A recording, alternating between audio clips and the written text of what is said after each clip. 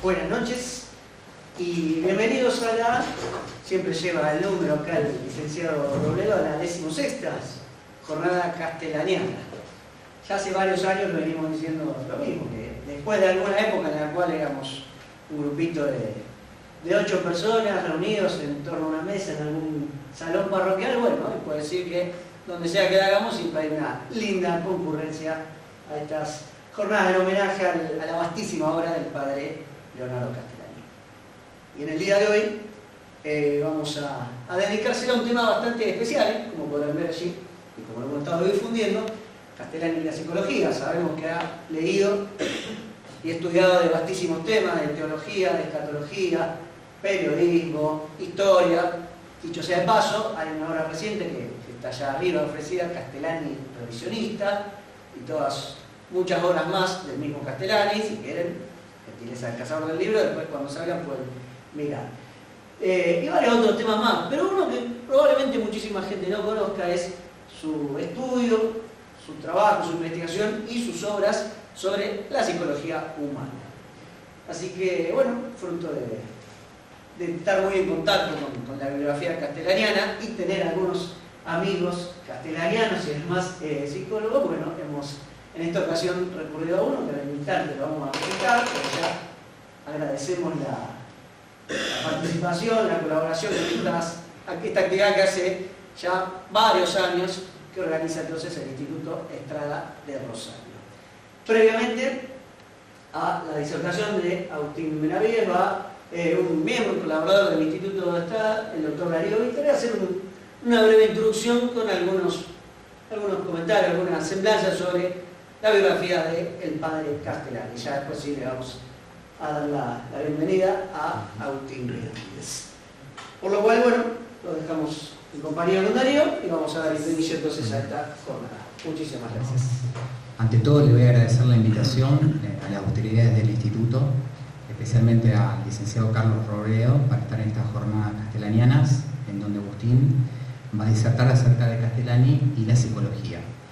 Lo que vamos a hacer ahora es unas breves notas biográficas y bibliográficas del padre Leonardo Luis Castellani Contemponí. Nació en Reconquista el 16 de noviembre de 1899. Perdió a su padre, que era un periodista y un maestro libre pensador, en su niñez, muerto en una reyerta política, y también pierde en su niñez su ojo izquierdo, que va a ser reemplazado por uno de vidrio.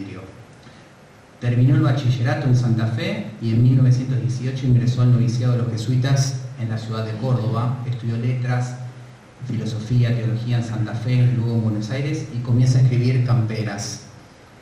Visto sus grandes dotes intelectuales, es enviado en 1929 a Europa a proseguir sus estudios. Es ordenado sacerdote en 1931 y estudia filosofía y teología en la Pontificia Universidad Gregoriana de Roma. Luego estudia psicología en la Sorbona de París. Tras unos meses en Alemania, en 1935, vuelve a la Argentina. Hay una primera época de Castellani que va desde 1935 a 1946. Desde que regresa a Europa hasta 1946 trabaja en docencia y en el periodismo. Escribe más de 12 libros y traduce la primera parte de la Suma Teológica de Tomás de Aquino. De esta época son los cuentos reunidos en Historias del Norte Bravo, Martita Ofelia y otros cuentos de fantasmas, Las muertes del padre Metri, ensayos y artículos reunidos en las canciones de Militis, La crítica literaria, El nuevo gobierno de Sancho. Participa activamente en revistas y diarios como Criterio, La Nación, Cabildo, Tribuna, e incursiona en política y llega a ser incluido en la lista de la Alianza Libertadora Nacionalista en las elecciones de 1946 como candidato a diputado nacional. Estas actividades y sus actitudes críticas hacia la educación y las estructuras sociales, políticas y religiosas le empiezan a generar enemigos y grandes dificultades. Hay una segunda etapa en la vida de Castellani que va de 1946 a 1949, que se llama La Crisis en Manresa, en España. Los superiores religiosos lo presionan para que abandone la compañía de Jesús. Se niega, pero las sanciones y las presiones van en aumento. Viaja a Europa para intentar aclarar su situación sin éxito y es recluido en Manresa, en España, durante 2 años, mientras su salud física y psíquica se derrumba. Al borde de una neurosis y en medio de una aguda crisis emocional, Huye y vuelve en 1949 a Buenos Aires. Entonces lo expulsan de la Compañía de Jesús y es suspendido como sacerdote. Tiene 50 años. La salud está decaída y el alma lastimada en lo más profundo, difamado con su carrera intelectual tronchada y sus medios de vida. Comienza ahí su segunda etapa, en 1950 hasta 1969. Lo recibe el obispo de Salta, Monseñor Roberto José Tabela, donde vive entre 1950 y 51, enseñando y escribiendo. Vuelve en 1952 a Buenos Aires, dicta cursos de filosofías y conferencias. Inicia una nueva etapa en su producción intelectual, que se revelará aún más numerosa y profunda que en la primera. Escribe el Apocalipsis de San Juan, Cristo vuelve o no vuelve, el Ruiseñor fusilado, los papeles de Benjamín Benavides, el Evangelio de Jesucristo, las parábolas de Cristo y su majestad Dulcinea.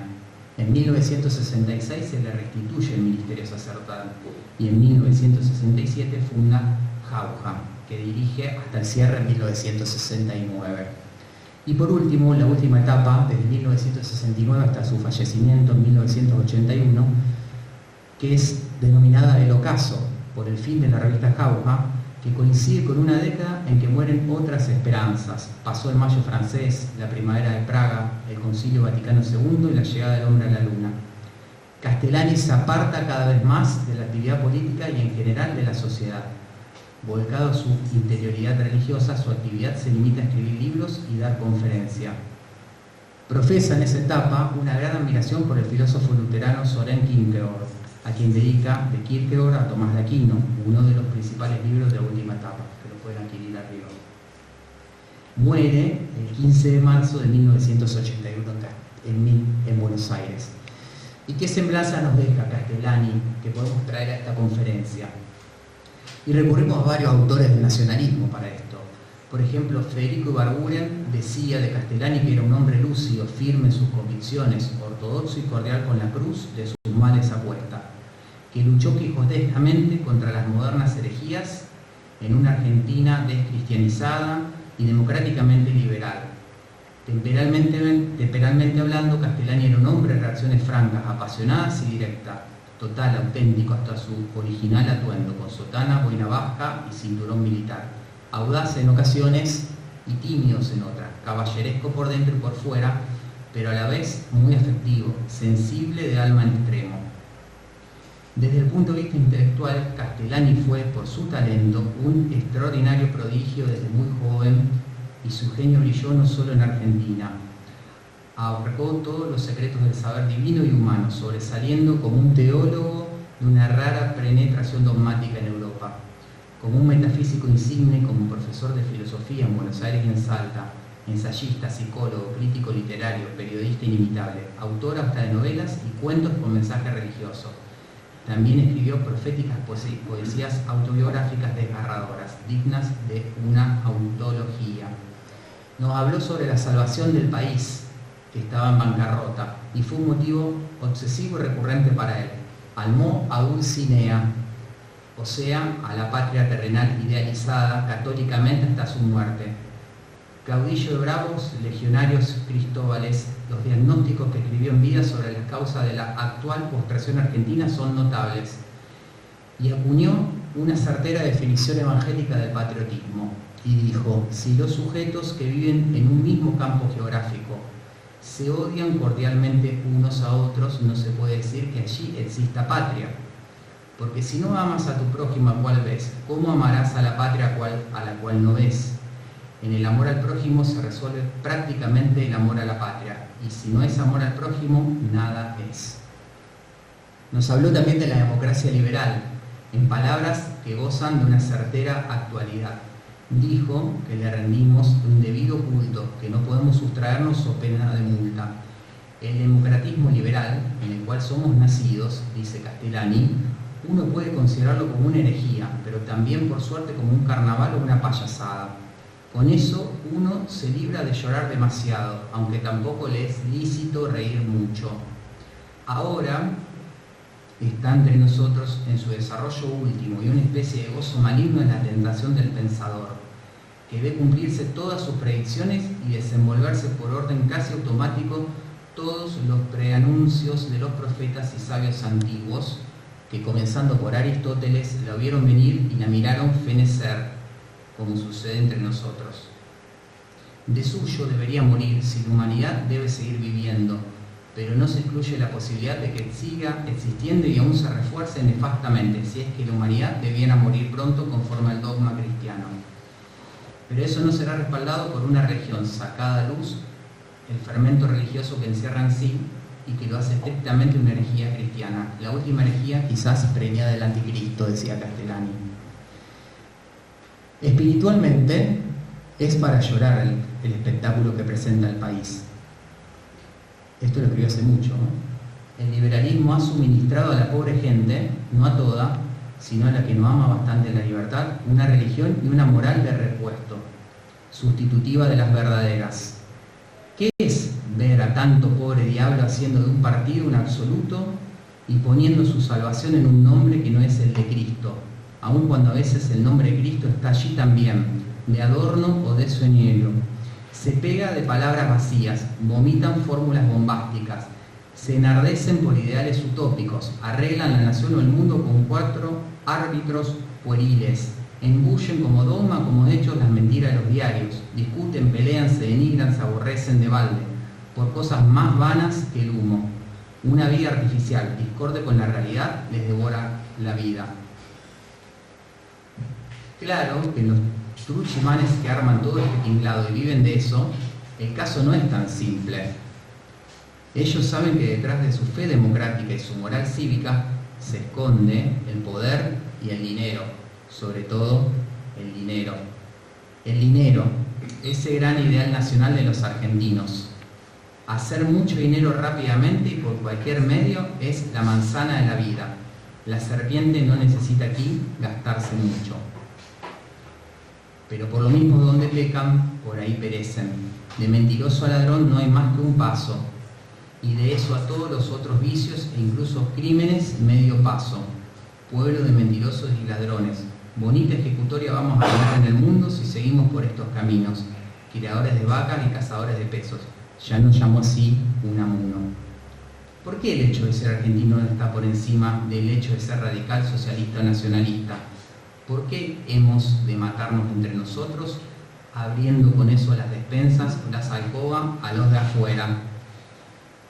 La categoría patria está tan baja porque comenzó por estar demasiado alta.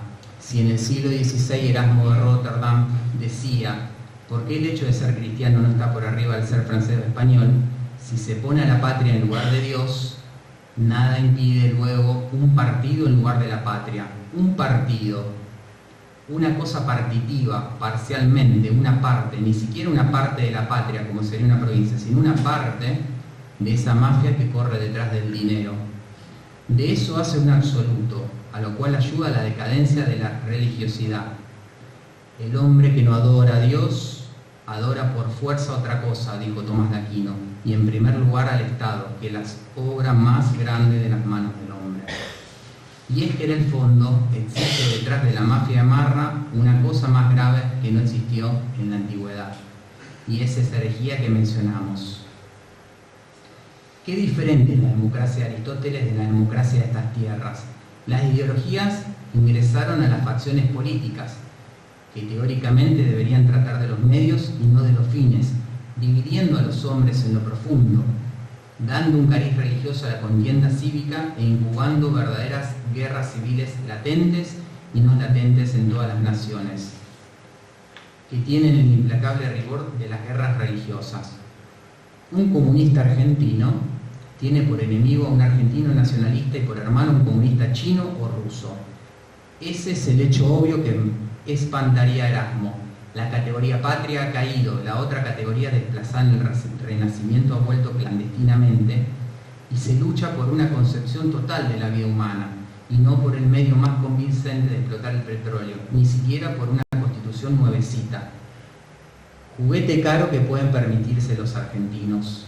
Pueblo rico, bendita y costosa constitución nueva que nos va a salir muy cara, porque el que no adore ese papel será traidor a la patria. Hace más de 70 años Castellani decía: en el mundo actual no hay más que 2 partidos, Uno, que se puede llamar la revolución, que es la destrucción de todo el orden antiguo y heredado, para alzar sobre sus ruinas un nuevo mundo paradisíaco y una torre que llega al cielo. Y por cierto que no carece para esa construcción futura de fórmulas, arbitrios y esquemas mágicos. Tiene todos los planos, que son de lo más delicioso del mundo.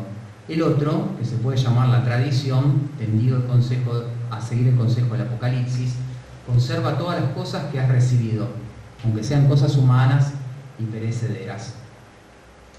El maestro mendocino Calderón Bouchet explicó que son dos elementos que integran la compleja personalidad de Castellani y lo convierten en uno de los testigos más inteligentes de nuestro proceso histórico: la calidad intelectual de sus trabajos y el carácter personal de su estilo único, constantemente vivo y profundo.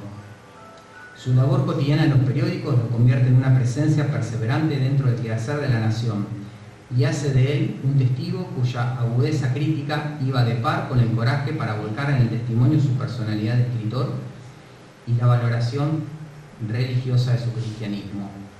En su ensayo sobre la inteligencia y el gobierno, del libro 6 ensayos y 3 cartas, señala que cuando se pertenece al magisterio de la Iglesia no se hace la actividad de pensar un ejercicio desligado de la realidad. Por esa razón podemos decir que el verdadero teólogo, más que pensar, conoce. Es una costumbre moderna en la libertad de pensamiento, como si fuésemos dueños de pensar lo que nos da la gana. Libertad para conocer, sí, pero para conocer esa realidad que Dios nos ofrece y trata de penetrar con temor y temblor en su íntima inteligencia. Que un teólogo lo dijera no llamaba la atención de los buenos católicos, siempre y cuando lo hiciera de una manera comedida y abstracta, pero que tuviera la intención de iluminar con el principio de la menguada chatura de la situación concreta del país, era meterse en política. Y esto estaba prohibido de manera terminante porque amenazaba la buena relación entre el clero y el gobierno. En estas preguntas se encuentra el drama de Castellani. Su lucha con la jerarquía se dirime en el terreno del testimonio, y cualesquiera sean las incidencias, la suspicacia suscitada, por lo que hay de humanamente personal en estos conflictos, queda que la auténtica filiación de la querella debe medirse con el mismo metro religioso con el que Castellani planteó siempre su problema. Que fue irrespetuoso en sus carpas, que se escapó de su encierro, que no guardó estilo. Pequeñas miserias que apenas rozan la superficie del asunto, pero no afectan sus motivaciones profundas, sino que revelan lo esencial de su lucha, y nos presentan a Castellani en su doble aspecto de escritor y sacerdote. Peleó el buen combate. Para finalizar, acerca de la esperanza de los cristianos, Castellani subrayó que el peor enemigo de la esperanza cristiana no es tanto la desesperación, a pesar de ser su contrario, sino esta suerte de falsa esperanza que aceptamos complacidos, no solo en la adolescencia, sino también en la vida adulta, como un ejercicio de la fantasía o un juego de la imaginación, pero que muchas veces es refugio de nuestra cobardía y pretexto de nuestra pereza ante la propia conciencia, que se duerme acunada por estos cuentitos de hadas. Justamente lo contrario es lo que hace la esperanza. Al activar el deseo, pone en marcha la acción. Es virtud que impulsa la ejecución, no en modo potencial, sino en indicativo, acción presente o futura, pero siempre real. La esperanza, que considera el bien futuro como posible, aunque sea absurdo y trabajoso, impulsa el deseo para transformar eso posible en real, lo futuro en presente, lo perseguido en alcanzado, y el bien deseado en gozado. Y lo hace en relación al más alto bien de la vida eterna, por eso es esperanza teologal, pero también en relación a los otros altos bienes, siempre con referencia al fin último, y eso es la santidad. Y buena falta le está haciendo al tiempo presente hombres y mujeres con esta esperanza en una nación desde hace años llena de potenciales y no de potencias. De esta manera, la esperanza hace al hombre magnánimo, mientras que la falta de esperanza lo transforma en perezoso, alguien que vive delirios de grandeza o cuando menos inútiles con buenas intenciones, de los que está lleno el infierno, dice Castellani. Toda verdadera grandeza depende de la esperanza. Es grande el que espera grandes cosas y pequeño el que espera pequeñeces. Y al mismo tiempo, la fortaleza que permite soportar la adversidad y perseverar en la ardua búsqueda del ideal, último intermedio, la decisión y el temple de la voluntad dependen de ella.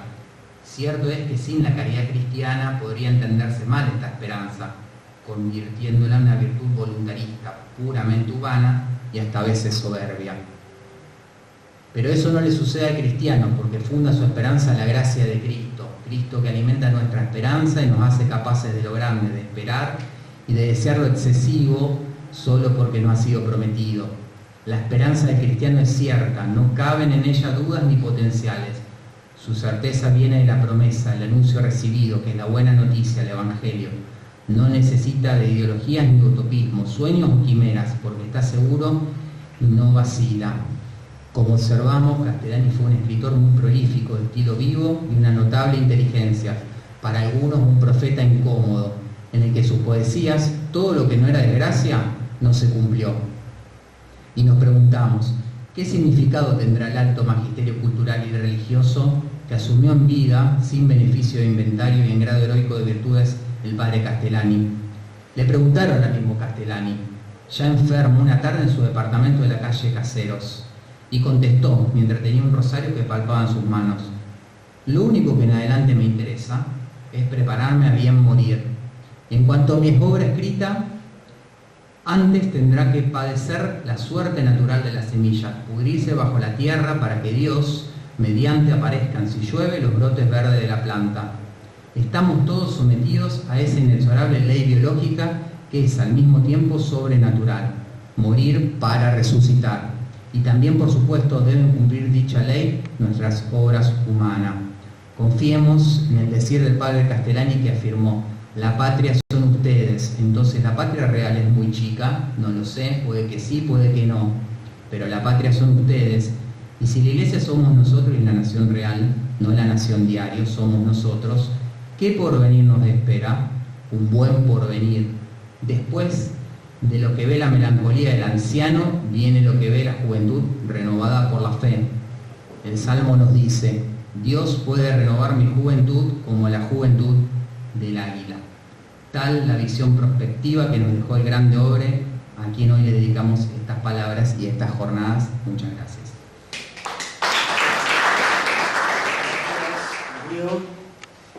Esta introducción biográfica y algo más, la verdad que unas cuantas frases, citas de Castellani que nos hacían pensar y de suma actualidad muchas de ellas. Bueno, y ahora sí vamos con el tema central de la jornada de hoy: Castellani y la psicología.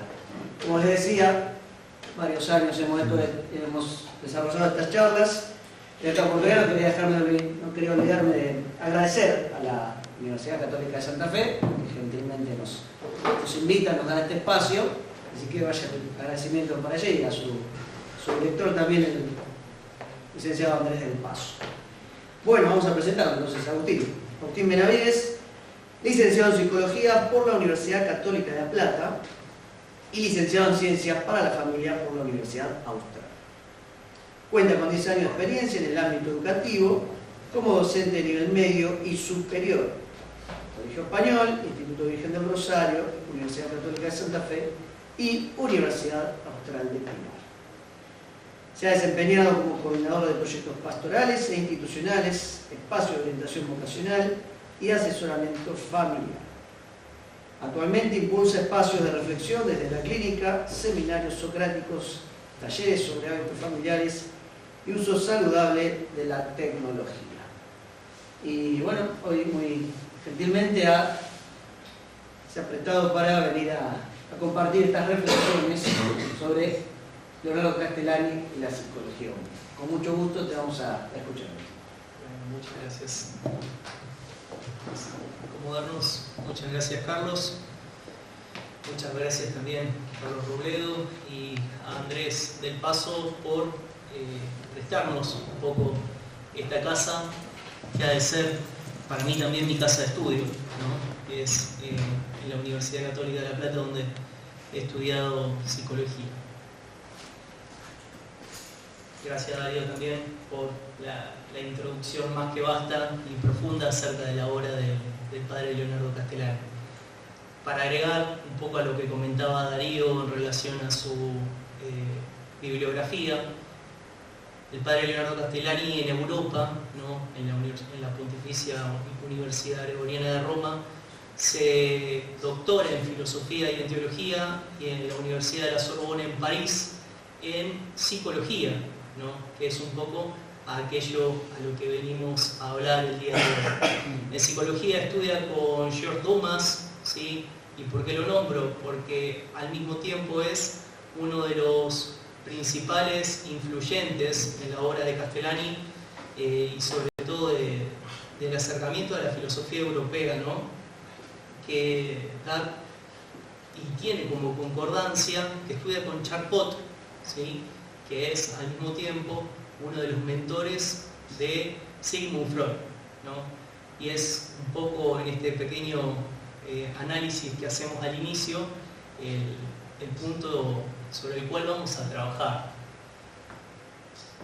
Agregando además, ahora que hago un poco de revisionismo, si desean obtenerlos un poco más de información sobre la bibliografía del padre Leonardo Castellani, se encuentran los tomos de Sebastián Randle, ¿sí?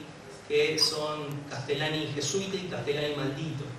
Son dos tomos más que sustantuosos para analizar y para acercarnos a la obra del padre santafesino, que era del norte de la provincia de Santa Fe, de Reconquista. En este punto hemos de empezar con una pregunta central, ¿no? Y es un poco polémica, pero que nos obliga a repensar. ¿Y si tal vez Freud tenía razón?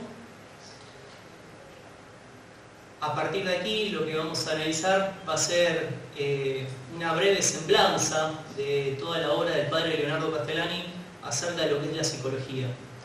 Imagínense que he intentado hacer un breve resumen de uno de sus capítulos, que es el capítulo número 5 de Psicología Humana, ¿sí? Este libro que tengo aquí, de Freud en cifra y de Conversaciones y Crítica Filosófica, los 3 libros del padre Leonardo Castellani, y sirviéndonos al mismo tiempo de una obra que para mí es un manual diario, ¿no? Y es el libro de cabecera que tengo en relación al área de la psicología, que es Corrientes de la Psicología Contemporánea, de Martín Echavarría.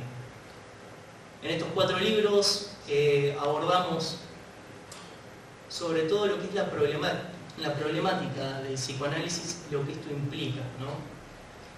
Y si tal vez Freud tenía razón, partimos de esta premisa. Una premisa que parte de una condena general, ¿no?, al psicoanálisis, una condena que va más allá de lo que expone el padre Leonardo Castellani y que es una condena en principio filosófica, teológica, metafísica, que parte de lo que en principio son los reduccionismos, ¿sí? Y es sobre lo que vamos a hablar en los errores de aquí en adelante. En el psicoanálisis freudiano nos encontramos con 5 reduccionismos, o con 4 en particular, que devienen de la influencia filosófica de la época y de, si se quiere, del rigor, ¿no?, para con su metodología. Castellani fue un gran observador y fue un gran observador también de la obra freudiana. Y tan aparte llega a practicar el padre Leonardo Castellani el psicoanálisis y a acompañar 3 casos, ¿no?, de cura de lo que él denomina la neurosis, un poco sincerándose, cuenta que siendo él acompañante o no de estos casos de neurosis, las neurosis se hubiesen curado solas, ¿no? Volviendo a la condena general, una condena general que deviene del materialismo, una condena general que deviene del pesimismo de Nietzsche, de Schopenhauer, una condena general que proviene del mecanicismo de Herbart, ¿sí? Una condena general que proviene del evolucionismo darwiniano, y la última, que nombra el padre Leonardo Castellani como la general, es el alogismo, ¿no?, entendido como aquella premisa central donde se deniega la razón en consecución de la verdad, ¿no? Esto se encuentra en el libro de las grandes herejías, si alguno lo quiere después consultar. Estas condenas, ¿no?, de alguna manera nos sitúan bajo la premisa central de la visión que tenía el padre Leonardo Castellani acerca de lo que es el psicoanálisis freudiano y del mismo Freud. Para llegar a comprender la imagen, más que la imagen, la figura freudiana, es necesario comprender también un poco su historia, ¿no? Una historia cargada de emotividad, de pasiones, de tendencias, que Castellani y sobre todo Martín Echavarría explican muy bien en relación a lo contextual y en relación a lo histórico. Esta condena, ¿sí?, en Castellani estas condenas aparecen, y citándolo en lo concreto, como la tentativa más audaz de explorar en el hombre lo que es menos humano, ¿no? Y hacer hincapié sobre todo en esta frase, la tentativa más audaz de explorar en el hombre lo que es menos humano. Y volvemos a hablar un poco de lo que son los reduccionismos.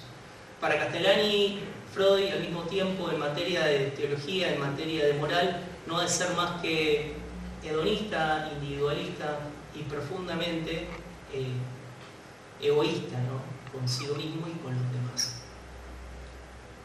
Entonces, hasta este punto, el psicoanálisis no posee nada de razón. El padre Leonardo Castellani nos ofrece, en este mismo punto, 3 errores o 3 condenas que van más allá de la condena general que él toma, ¿no?, en Freudian Cifra, ¿sí? Estos 3 errores o estas 3 condenas son profundamente filosóficas, ¿sí?, y morales. El primer error, ¿no?, que nombra el padre Leonardo Castellani, y acá nos vamos a meter un poco más en lo que es lo concreto de la psicología, ¿sí? Si voy muy rápido o hay algo que no entienda, por favor, consúltenme. Es un error metodológico.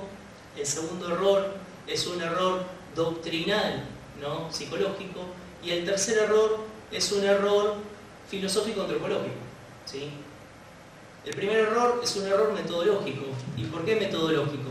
Porque parte de la premisa fundante de que el niño es un perverso polimorfo. Y aquí hay mucho que hablar, ¿no? Pero partir de esta idea, el niño es un perverso polimorfo. ¿Y eso qué significa? Que el niño, ese niño que apenas nace, es la sede de todas las perversiones sexuales habidas y por haber. Por favor, si hay algún psicoanalista acá, que me avise, porque empezamos. Perverso polimorfo, ¿no?, es la sede de todas las perversiones sexuales. El adulto, a fuerza de inhibiciones y represiones, elige, ¿no?, de alguna manera quedarse, no elige, pero se queda con una sola perversión, en palabras de Castellani. ¿Qué implica que sea un perverso polimorfo? Que partimos de una tendencia general. Castellani en este punto toma Spencer, lo cita en Psicología Humana de una manera no muy feliz, ¿no?, y define a Freud como personas que juegan a la baja, ¿no?, en términos de la bolsa. Freud es una persona que juega a la baja, ¿sí? Freud intenta explicar en este punto la psicodinámica compleja, ¿sí?, del hombre a través, ¿sí?, de puntos como la perversión. Si juega a la baja, partimos de la premisa de que todos nosotros que estamos aquí somos neuróticos.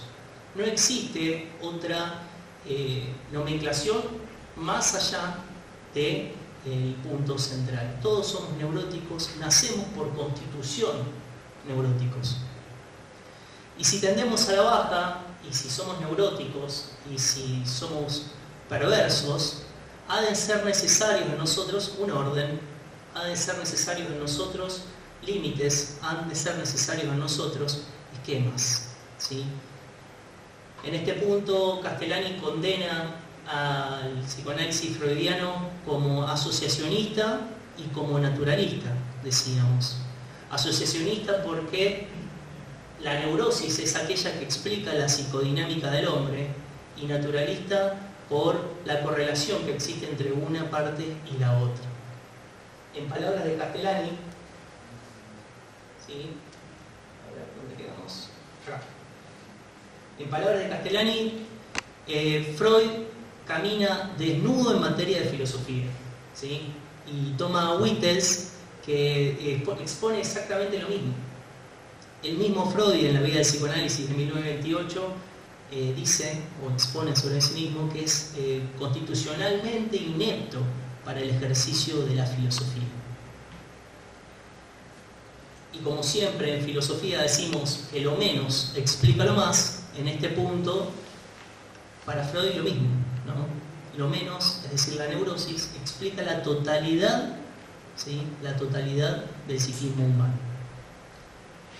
El segundo error, que es el error más importante para el padre Leonardo Castellani, es el error que se denomina la falsa unificación de la vida afectiva. Y es aquí lo más importante, porque hablamos de vida afectiva, ¿no? Y es para decirlo en voz alta, hablamos de vida afectiva y todo lo que eso implica para la psicología moderna y para la psicología aristotélico-tomista, para la psicología tradicional. No hablamos de tendencias, no hablamos de libido, me estoy adelantando pero no importa, no hablamos de otros contenidos, hablamos de vida afectiva. ¿Y qué implica la falsa unificación de la vida afectiva? Nuevamente un reduccionismo hacia la premisa central de que si somos todos neuróticos, ¿sí? Y partimos de que al mismo tiempo somos todos perversos polimorfos, ¿dónde queda librada nuestra voluntad de ser otra cosa? Es allí donde aparece el voluntarismo, ¿sí? En la primicia, no en la primicia, en la doctrina freudiana, en la posibilidad de no ser otra cosa más allá de nuestras tendencias, no ser más allá de nuestras pasiones, de nuestros propios instintos. Voluntarismo que condena el psicoanálisis, que condena a Castellani, y que a partir de esta premisa, citándolo, configura la idea central del trauma infantil. ¿Y por qué hablar de trauma infantil aquí? Partimos de la neurosis, y la neurosis, como bien decíamos, es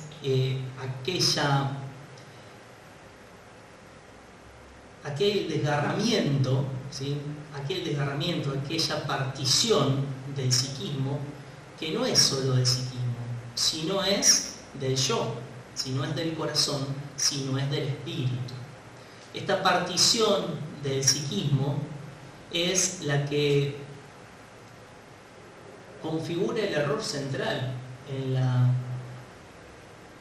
en la psicología freudiana, ¿no?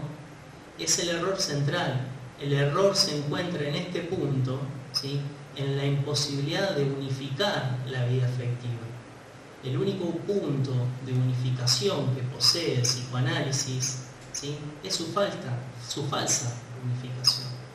Una unificación que no se da sino solo a través de elementos que a continuación vamos a conversar, que pueden ser la represión o la sublimación, pero la represión no unifica, ¿no?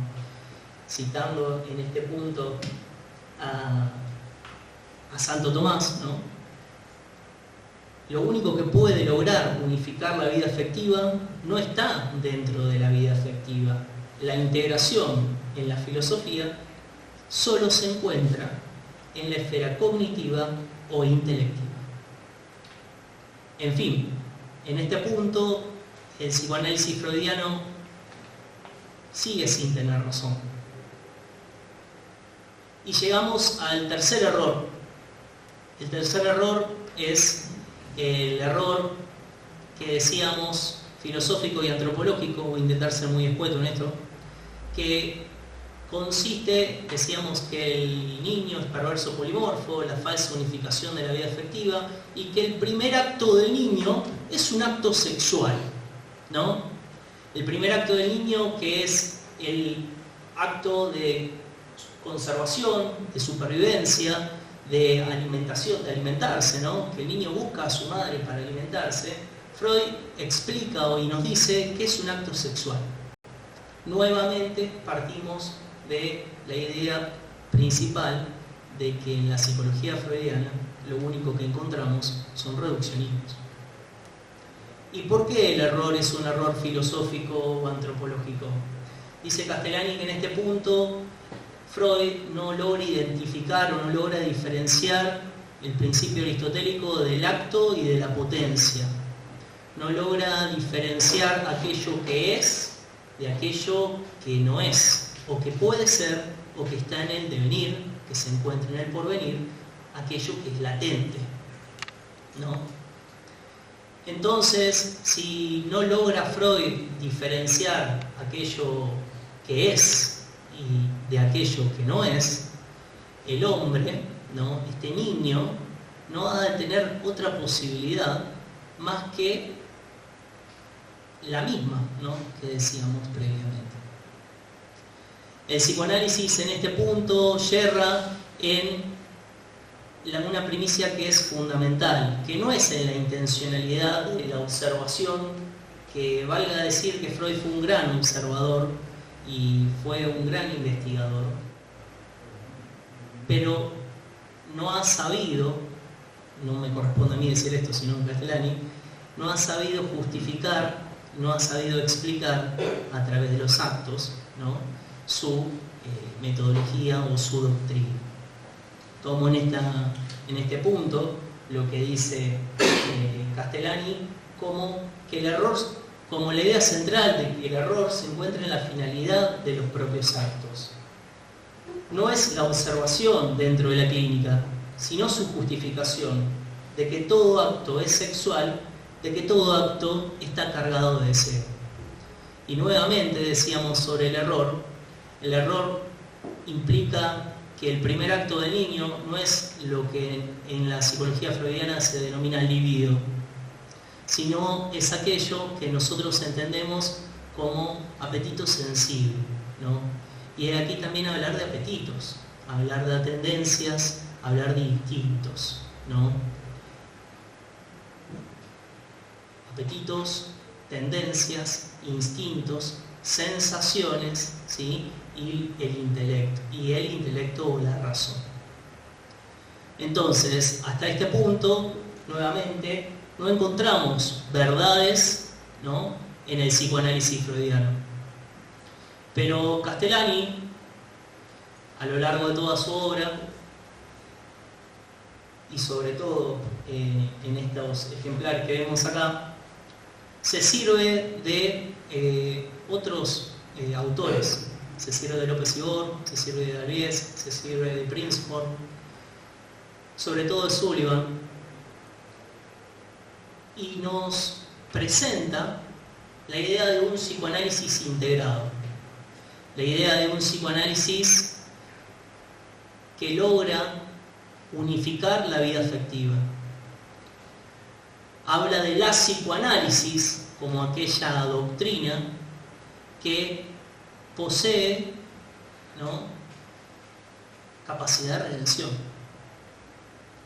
Una redención que proviene de tres ideas centrales, ¿sí?, de tres postulados centrales, que son la sublimación, la represión o la denominada sineidesis y la compensación. La sublimación. ¿Qué es la sublimación para el psicoanálisis freudiano y qué es la sublimación para el mismo Castellani? La sublimación entendida como aquella cualidad, ¿sí?, positiva o integrativa de la vida afectiva, ¿sí? Es la faz positiva, ¿sí?, que posee el ser humano para poder integrar. ¿Para poder integrar qué? Decíamos, si el niño es un perverso polimorfo, si el niño es la sede de todas las perversiones sexuales, y si se encuentra ese yo se encuentra partido, desgarrado, ¿sí? La sublimación ha de ser aquella, la única que puede unificar. ¿Y cómo puede unificar? Unifica transformando las tendencias, los instintos, en sentimientos, en emociones, no en sensaciones. De aquí toma también el padre Leonardo Castellani la idea de Fomonakov de instintos normeteros, de protoinstintos. Explica que que estos instintos son los más básicos y que son instintos que nos sirven para la supervivencia. Al mismo tiempo toma como punto de referencia la obra de Carl Jung y de Adler, contemporáneos a Freud, psicólogos contemporáneos a Freud, de los cuales, en favor de Sullivan, se sirve de estos dos conceptos, en contra de la idea de libido, ¿sí?, y de pulsión, la libido como energía pulsional en la obra freudiana. Y estos dos conceptos son la necesidad de satisfacción y la necesidad de seguridad. Toma estas dos ideas como ideas centrales que mueven al ser humano, más estos instintos que son normeteros, que son instintos intelectuales, ¿sí? Castellani también toma esto en función o en favor de decir, también poseemos instintos intelectuales, también poseemos instintos que nos invitan, ¿sí?, que nos llevan, que nos mueven hacia el bien, hacia el ser, hacia un ser en plenitud. Y ese ser en plenitud, al mismo tiempo, se denomina plenivivencia. ¿Sí? Plenivivencia. Entonces, decíamos que la sublimación, en palabras de Castellani, era la conversión de los instintos a los sentimientos. El propio instinto debe de tender a fines superiores o próximos al acontecer del espíritu, dice Castellani. En Dante, por ejemplo, vemos que por la propia virtud se sublima. ¿Y qué es la virtud? El punto medio, el punto de equilibrio entre la carencia y el exceso. El equilibrio es, en este punto, la sublimación. Y por último agrega que a la hora, ¿no?, de transformar estas tendencias o estos instintos en emociones o en sentimientos, el ser humano pasa por emociones de seguridad, de paz, de plenitud y de libertad. El segundo punto de integración del psicoanálisis freudiano es el punto de la represión. Como decíamos que la sublimación era la faz, ¿sí?, o la cualidad integrativa positiva, la represión, en cambio, es la faz negativa que posee el ser humano, ¿sí?, de dominio, si se quiere, de los instintos. Piensen que si partimos de la idea del trauma infantil, ¿sí?, de que todo acto inicial en nuestra vida, si somos perversos polimorfos, deviene de un trauma, ha de ser necesario para algo, realizar una acción, ¿sí?, para controlar o manejar esas tendencias. Y ahí aparece la represión. La represión es la faz negativa, es el principal mecanismo de protección que posee el ser humano. Este principal mecanismo de protección, ¿frente a qué?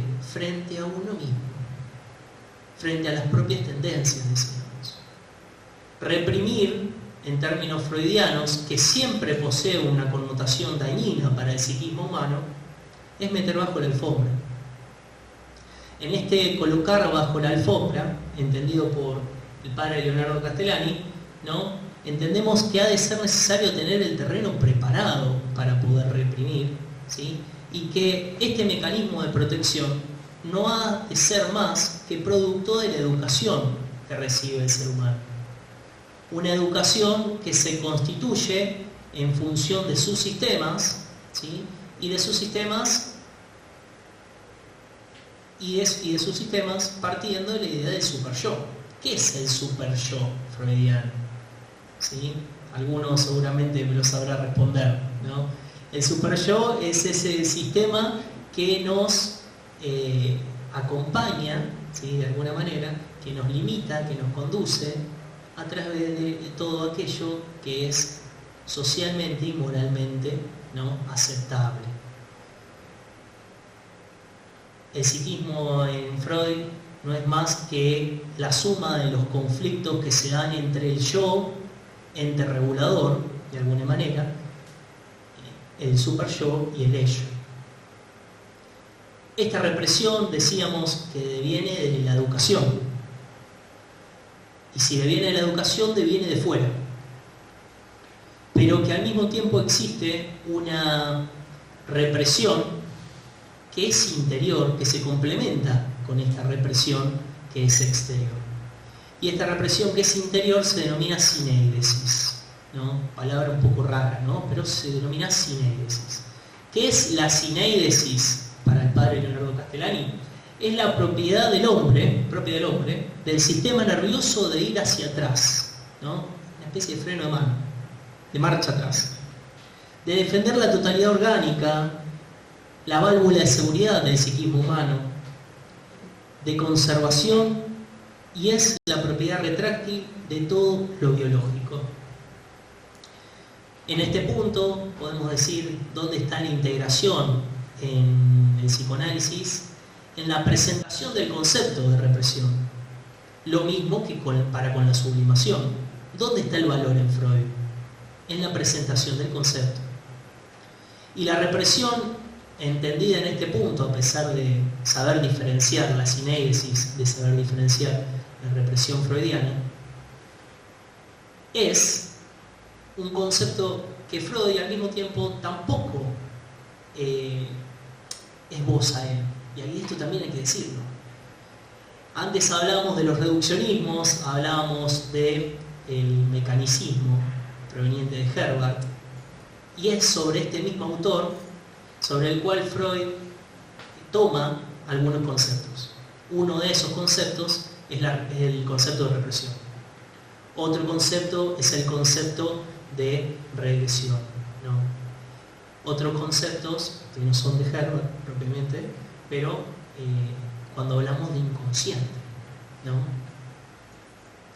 Entonces, hemos llegado a este punto al último estadio de integración, ¿sí? ¿Integración de qué? ¿Integración de qué? De la misma vida afectiva, y es el estadio de compensación. ¿Y qué es la compensación? Castellani simplemente en este punto se limita a explicar que la compensación es aquel movimiento que se da entre fuerzas que poseen la misma carga energética, ¿no?, dentro de lo que es el psiquismo humano. ¿Y esto qué significa? Un polo positivo y un polo negativo, ¿no?, que dan neutro, dan cero. Al mismo tiempo, para lograr compensar, dice Castellani, ha de ser necesario poder sublimar un poco, ¿no?, lograr integrar en cierta medida aquello que me produce malestar con algo que me produce placer o satisfacción.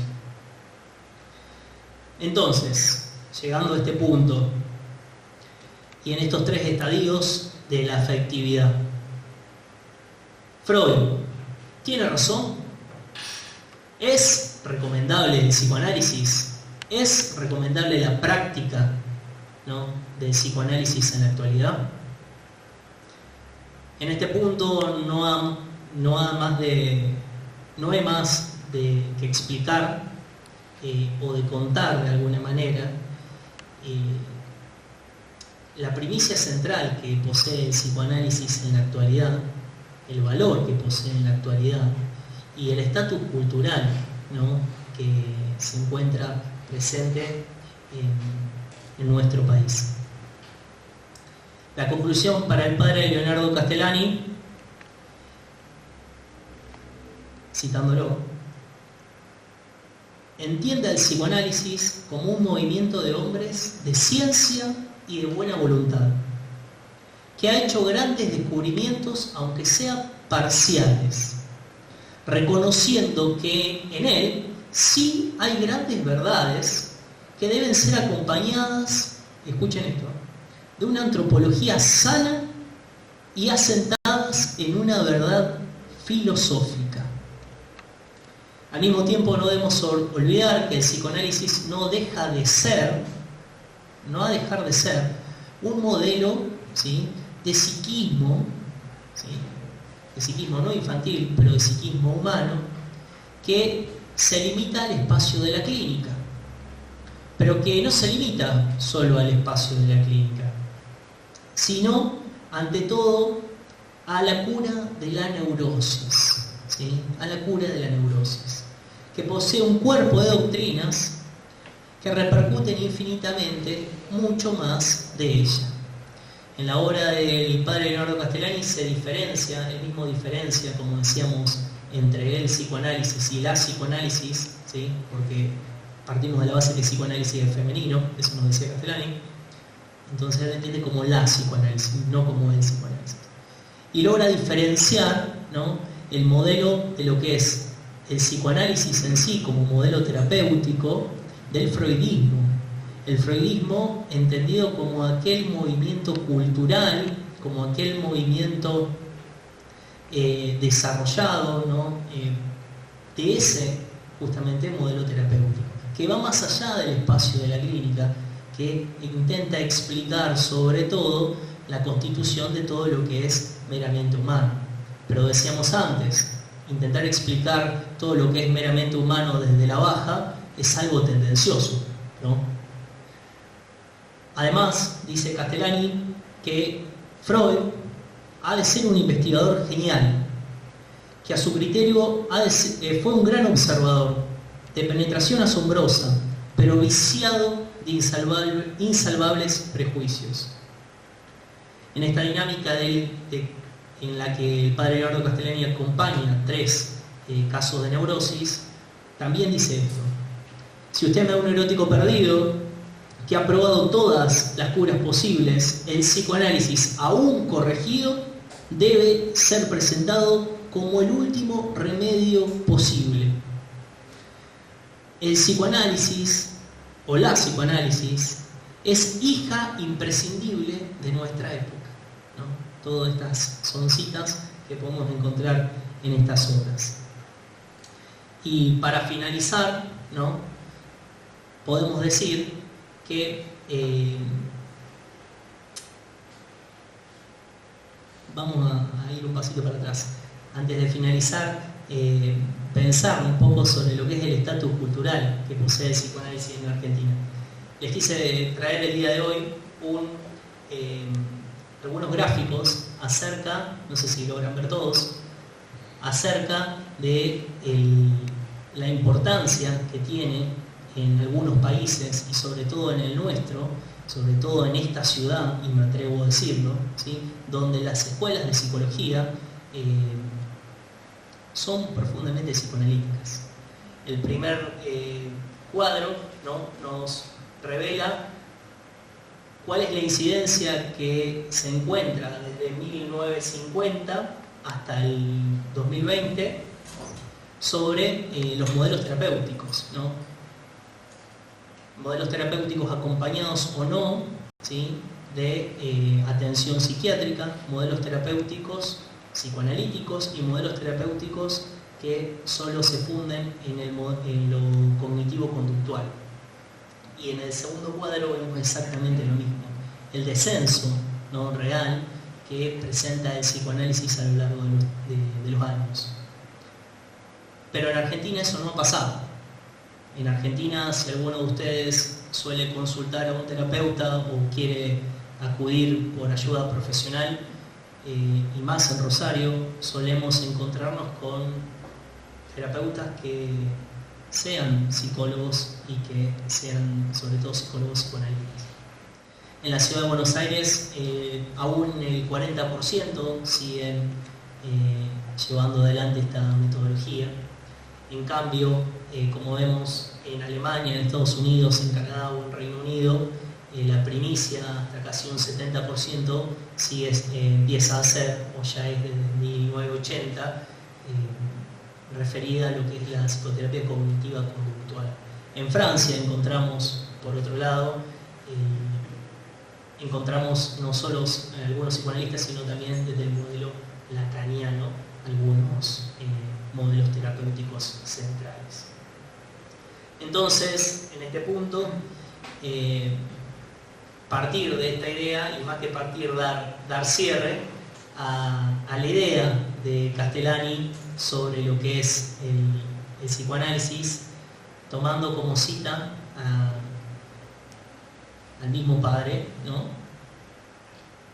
En donde logramos concluir que Freud finalmente no tuvo razón, pero sí llegó a conocer algo de ella.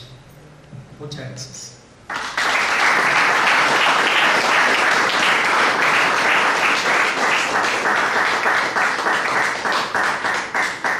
Muy bien, muchísimas gracias, Agustín. Realmente un lujo tu exposición.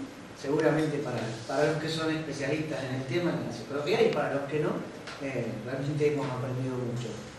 ¿Habrá un espacio para gente que quiera hacer alguna pregunta, alguna inquietud? Recuerden que siempre es más bien pregunta, no tanto disertación del que pregunta, ¿no? Bueno, adelante. Ay, supongo que sí. Sí. Según Castellani, ¿qué sería el mejor remedio o el mejor tratamiento para la neurosis, ya que se trató como que la psicoanálisis tendría que ser medio como el último recurso? Bien. Hola Carolina, ¿cómo estás? Aprovecho también a llamarte por tu nombre. Bien, sí, no nombré todas las citas, pero en principio la cura para la neurosis, tampoco está acá, deviene en 3 puntos que son centrales. Primero, en una antropología sana, ¿sí? Y eso es lo fundamental. En una antropología sana y en una clínica fundada, ¿no?, en lo que hoy podríamos denominar una psicoterapia realista. Esto te lo digo yo de alguna manera, saliendo un poco de Castellani, pero de modo más actual. ¿Y qué es una psicoterapia realista? Hoy justo lo leí, ¿no? Hay una encíclica del Papa León XIII de 1879, ¿sí?, Aetris Patris, que hace alusión a que el modelo terapéutico, ¿sí?, que toma la Iglesia, no el modelo terapéutico, pero el modelo psicológico que toma la Iglesia es el modelo tomista. Y esa es la psicoterapia realista. Tomista, Santo Tomás, tomista. ¿Sí? Y esa creo que es un poco la respuesta. Después el padre Leonardo Castellani hace alusión a las condiciones básicas que debe de tener el terapeuta, el médico, ¿no?, lo nombra como médico, el enfermo, ¿sí?, y el acompañante, ¿no? Hace alusión sobre todo a que la psicodinámica de la neurosis tiene mucho que ver con el sistema, ¿no?, lo que hoy de alguna manera se dijese como campo social o como la red natural de apoyo, ¿sí? Vamos. Castellani hace una distinción entre causa y condición, hablando de la base antropológica. Y dice que el placer que encuentra el bebé al succionar el pecho de la madre, el placer, es una condición para la alimentación, pero no es la causa del placer. Ahí habría un reduccionismo. Entonces, eso yo lo logré entender, pero lo que no logré entender de Castellani es que entiende por sublimación, y se utiliza algún otro concepto y otra palabra. Tomemos el caso de los místicos, Santa Teresa u otros, porque visto bajo el lente del psicoanálisis freudiano, los destruís. Pero bajo el lente de la psicología realista, digamos, ¿cómo hay que entender este concepto de sublimar y el concepto de reprimir? Bien, bien. Pregunta desafiante, Carlos. Un poco esto que hablamos acerca de la represión previamente, la represión provista desde la sineresis, ¿sí?, como esta válvula de seguridad, ¿sí?, esta faz negativa, dice, ¿no?, esta faz negativa que es interna, ¿no?, que viene de lo interno. relación a la sublimación toma, sobre todo en psicología humana, como ejemplo a Santa Teresa, pero habla de sublimación. Hay otros conceptos que no traje, que también aborda, que son no simplemente los de compensación, pero sí los de contemplación. Y si vos me permitís, yo creo que la respuesta estaría en eso, ¿no? En que en la medida en que el hombre logre una actitud contemplativa, ha de poder sublimar aún más los propios instintos.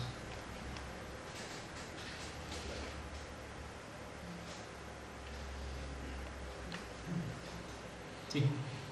A ver, yo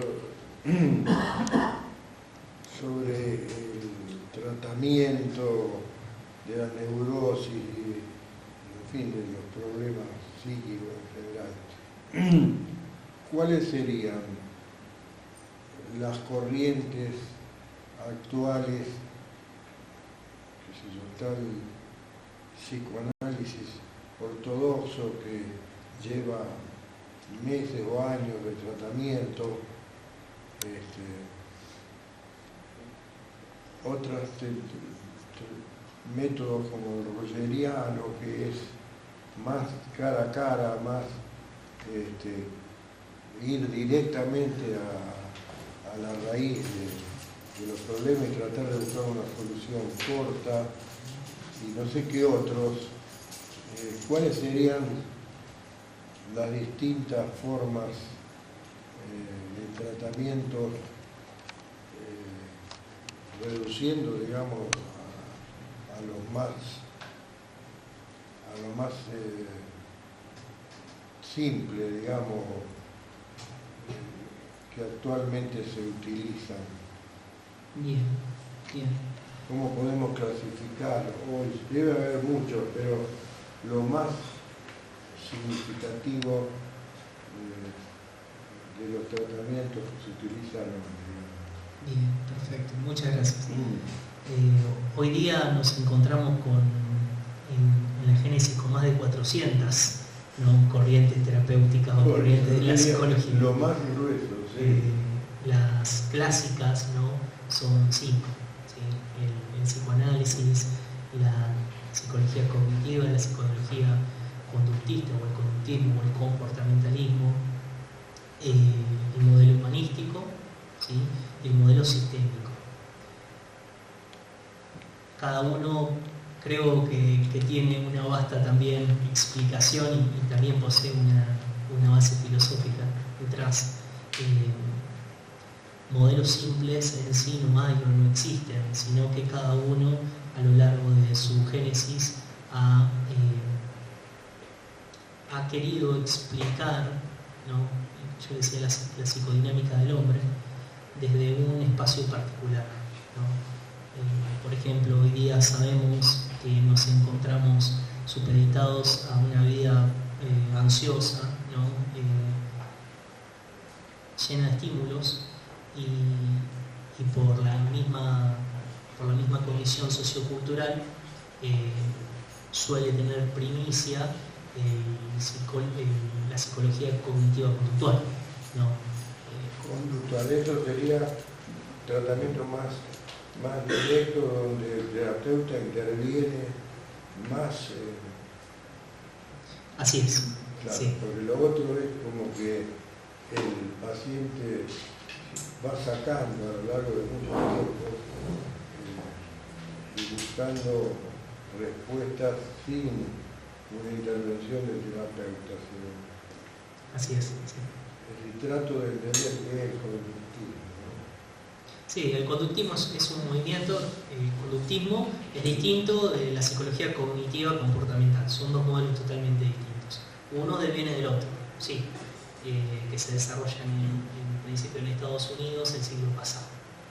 El conductismo es un modelo que determina que primero hay que partir de la idea central de que para definir una corriente hay que definir su objeto y su método de estudio, ¿no? El objeto ha de ser del hombre, bueno, pero ¿qué del hombre, ¿no? Y el método, por ejemplo, en el conductismo, el objeto es la conducta humana y el método es el estímulo y la respuesta. En cambio el cognitivismo no, el cognitivismo trabaja mucho más actual, un poco más actual, 60, 70, y aborda sobre todo la problemática de los procesos mentales, ¿no? Comenzamos a hablar de procesamiento de la información y no simplemente de la conducta mecánica.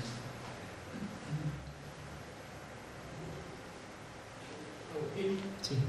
Mi nombre es Javier. Una consulta, porque no me ha quedado claro. ¿Qué sería concretamente la neurosis? Yo lo asocio con ciertos comportamientos un tanto como programáticos, como esas personas que buscan ciertas seguridad sobre la seguridad, pero no me queda claro como un concepto, una definición, ¿no? Es como que tengo cosas así sueltas que necesitaría como conectarlas un poquito. Bien. Porque no, algo dijiste vos, pero yo no logré, no capté del todo una definición. Bien, la definición muy concreta y muy cortita, como nos decían en la universidad, es el desgarramiento del yo, desgarramiento del yo, la partición del yo. ¿Sí? No hablamos, me voy un poco, ¿no? Pero la diferencia entre la neurosis y la psicosis, hacemos de cuenta que partimos de que el psiquismo es uno solo. Un desgarramiento es eso, es un desgarro, es una apertura, ¿sí? Una partición. En cambio, una escisión es una ruptura total. Después podemos hablar de condiciones, de cualidades, como por ejemplo el principio de realidad, que es fundamental, ¿no? El principio de realidad es la conciencia total del aquí total, la conciencia del aquí y del ahora, ¿no? Un poco esto del estar hoy, del ser en este momento, que se da la diferencia entre la neurosis y la psicosis, ¿sí? Aún en la neurosis encontramos distorsionado el principio de realidad. En la psicosis aún peor, ¿sí? Más o menos queda claro. Un poco más lo entendí. ¿Sí? Un desgarramiento del yo. No hay una percepción objetiva de la realidad. Exactamente. Es una de las condiciones o cualidades que se encuentran en la neurosis. Por ese desgarramiento del yo, Así que no es. permite captar objetivamente la realidad, sino que la ve como distorsionada y la tomaría como algo real, esa distorsión misma. Yo estoy traduciendo, a ver si Sí, por favor. estoy más o menos. No vengo del campo de la psicología, por eso no. Perdón la pregunta. No, está muy bien, por favor. Gisandro, ¿cómo te va? ¿Cómo Justo con relación con lo de, entendemos que en el vientre de la madre, un bebé está en un estado paradisíaco, como estoy en el nirvana. El rompimiento, yo veo el contacto con la realidad de necesitar el afecto de la madre.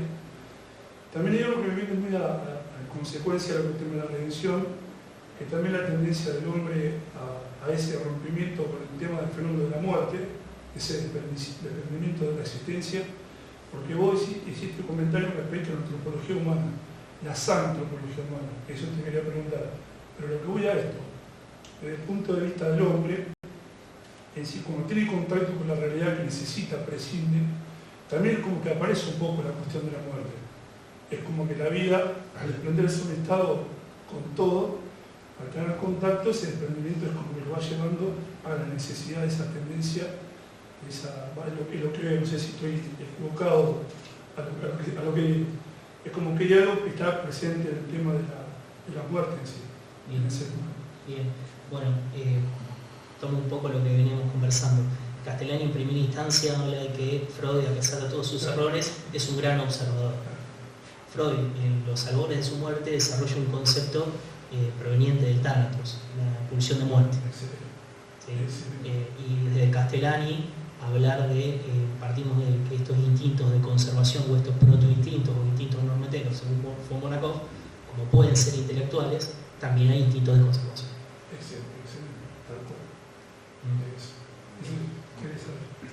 Bueno, muy bien. En razón de la hora, vamos a culminar. Después que nos podamos retirar, el que quiera libremente acercarse y seguir tratando algún tema con toda libertad. Están los libros del padre Castellani, está Gracia de Dios para la Argentina, donde ustedes van a ver por los títulos lo prolífico que fue en distintas temáticas. estudió. Quisiera simplemente mencionarles que el Instituto Estrada lleva este nombre por el líder de la generación católica de 1880, que ante la presencia del laicismo culturalmente impuesto, decidió levantar las banderas de las raíces identitarias de la Argentina.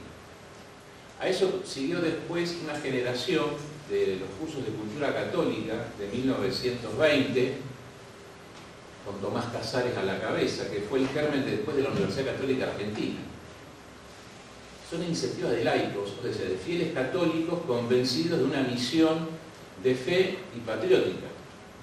A eso le siguieron otros autores y otras generaciones, a tal punto, fíjense ustedes, la incidencia de esto, que Horacio Berbisky, que no se puede decir que sea un amigo de la patria y de la Iglesia, le dedica a José Manuel Estrada, en su libro Cristo Vence, obviamente no en un sentido epopésico lo dice, le dedica 7 hojas y media a José Manuel Estrada, dice, al proyecto político y cultural de esa generación. Quiere decir entonces que nosotros no somos ni más ni menos que un eslaboncito en una cadena de una tradición histórico-cultural de la Argentina. Y por eso nosotros, al levantar la bandera de la obra y de la persona del padre Castellani, queremos conectar con esta tradición cultural que es la única, lo decimos en un sentido excluyente, pero sí en un sentido privilegiado, preeminente y relevante, que le puede dar savia y fuerza a la Argentina, porque si no tenemos una idea común, una idea de empresa común, seguiremos siendo una disociedad. Y hay problemas, obviamente, psicológicos detrás de todo esto. Entonces nosotros hoy, siglo XXI, al levantar la bandera de José Manuel Estrada, estamos haciendo la colocación de un eslabón de esta tradición histórico-cultural, política y económica. Levantamos la bandera del padre Castellani porque tiene una obra prolífica, nosotros somos solamente abanderados. Lo hacemos lo mismo con el doctor Alberto Caturelli, filósofo de Córdoba, fallecido no hace mucho, que hizo la historia de la filosofía en la Argentina. Argentina es el único país de América que hizo la historia de su propia filosofía, de 1600 al 2000. Y él empezó a hacer las fichas manuscritas en 1948, a instancia de un jesuita, el padre Guillermo Juro. De Alaska, si quisiéramos, hasta Tierra del Fuego, el único país, ¿no?, es la Argentina, que hizo la historia de su propio devenir filosófico gracias a este filósofo y metafísico don Alberto Caturelli. Que podríamos aplicar lo que dijeron de Castellani. ¿Cómo, padre, usted no estaba más presente? Dice, no perdonaron mi fe. Porque la Argentina oficial es una Argentina atea. Y no le perdonaron a Castellani que fuera católico. Y que fuera sacerdote católico y que encima tuviera un nivel intelectual para dialogar en cualquier universidad. Y nosotros somos totalmente conscientes que lo que es relativo se ha dogmatizado y que el dogma no tiene lugar ni siquiera para dialogar con las ciencias. Por eso celebramos este encuentro, el número 16, continuo. También somos conscientes que en Argentina somos todos espasmódicos, ciclotímicos. Entonces cuando viene una causa, no sé, Malvinas, el aborto, salimos todos. Si se pierde, como suele pasar, nos desinflamos y vamos a tomar mate. Y nos consolamos hasta que venga no sé qué otra cosa y ahí volvemos a salir. No hay continuidad, no hay una voluntad perseverante, persistente. Y eso es lo que nosotros también queremos compartir con ustedes. Necesitamos voluntades perseverantes en los ideales y en los objetivos, no ciclotímicos, que nos entusiasmamos con una cosa, después no es así como se hizo la Argentina y pensamos que la obra de Castellani, que perseveró toda su vida, inclusive cuando le prohibieron decir misa como sacerdote, la obra del doctor Alberto Caturelli, que lo echaron del seminario diocesano de la Arquidiócesis de Córdoba, porque fundamentó filosóficamente la Humania Vitae de Pablo VI. Y le dijeron, no, mire doctor, esto no va. Lo echaron. Lo mismo le pasó al padre Membiel, que vio con claridad el drama político y religioso de la Argentina. Miren ustedes, termino con esto, porque creo que vale la pena compartirlo. El padre Carlos Mujica ya estaba amenazado de muerte por montoneros. ¿A quién lo va a ver? al padre Membiel, que vive en la Santa Casa de Ejercicio, donde fundó Mamantuy. Dice el testigo que estaba allí, que cuando lo hicieron entrar a Mujica, que venía con la cara desfigurada, dice, bueno, me dice el padre Julio, me dice, lo atiendo a él primero. Sí, padre, no hay ningún problema. Entonces se fue una piecita con Mujica. Dice el testigo que cuando sale Mujica se lo ve muy sereno, muy tranquilo, en su semblante un poco así, digamos, como luminoso, digamos así, fervoroso, pero no solamente tranquilidad, sino de aquel que ha puesto paz a su alma con Dios. Bueno, y a los pocos días lo mata. El padre Carlos Mujica estuvo celebrando la misa del cuerpo presente del padre Julio Membiel. Y Monseñor Aguer, que fue arzobispo de La Plata, que era el padre Aguer, discípulo de Membiel, estaba del otro lado en la concelebración y dice, y Mujica lloraba. Tal vez, si Mujica, en lugar de seguir las veleidades utópicas del momento, hubiera seguido los cursos de la Suma Teológica que el padre Membiel ofrecía todos los domingos a la mañana, no hubiera tenido un triste final como lo tuvo. Es decir, estos grandes hombres nos están marcando un camino y una esperanza. Gracias por ser parte de esta esperanza.